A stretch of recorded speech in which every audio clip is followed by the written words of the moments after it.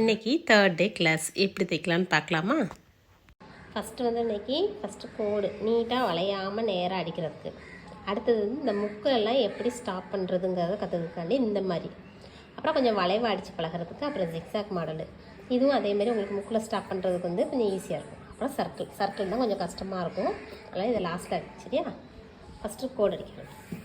சுவிட்ச் ஆன் பண்ணிக்கணும். Phone on பண்ணோடனே அந்த பழைய ஞாபகத்துக்கு ஸ்பீடாக அடிச்சிட்டா, அதுக்கப்புறம் பரவாயில்ல கண்ட்ரோலுக்கு வந்துட்டு.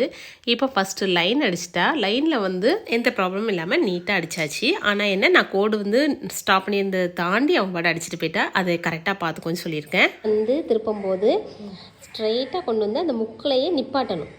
நிப்பாட்டிட்டு அப்புறம் வந்து கொஞ்சம் வந்து இந்த இதை தூக்கி விட்டுட்டு இந்த சைட் டர்ன் பண்ணிவிட்டு அடுத்து ஸ்டார்ட் பண்ணணும். முக்கில் கொண்டு வந்து கரெக்டாக நிப்பாட்டினா மட்டும்தான் அந்த இடத்துல வந்து தையல் வந்து பாயிண்ட்டாக வரும்.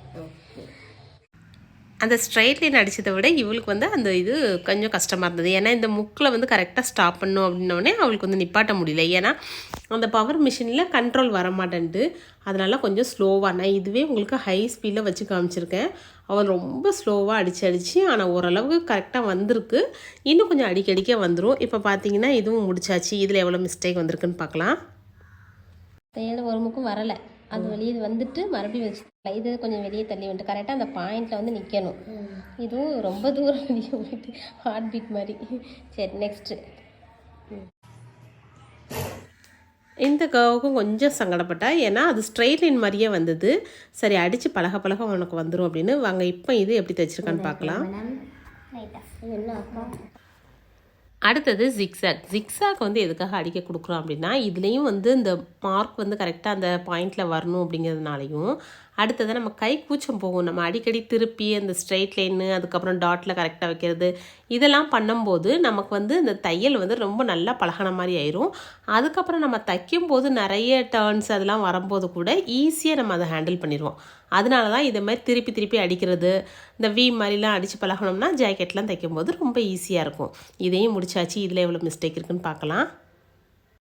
கோடு அங்கே இருக்குது, தையல் அங்கே இருக்குது, அப்படி இருக்கக்கூடாது.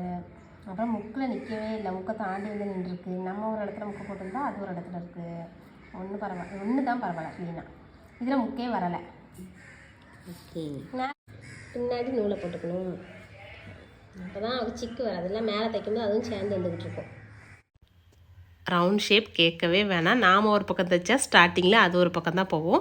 ஆனால் என்ன, நம்ம தைக்கும்போது எப்போவுமே நான் தைச்சிக்கிட்டே அந்த துணியும் சேர்த்தே திருப்பினீங்கன்னா ஈஸியாக வந்துடும். இதை நீங்களும் வீட்டில் ட்ரை பண்ணி பாருங்கள். நிறைய வந்து கர்வ் அந்த ரவுண்ட் ஷேப் அதெல்லாம் போட்டு பார்த்தீங்கன்னா ஈஸியாக இருக்கும். இந்த ஜிக்ஸாக்குமே உங்களுக்கு கரெக்டாக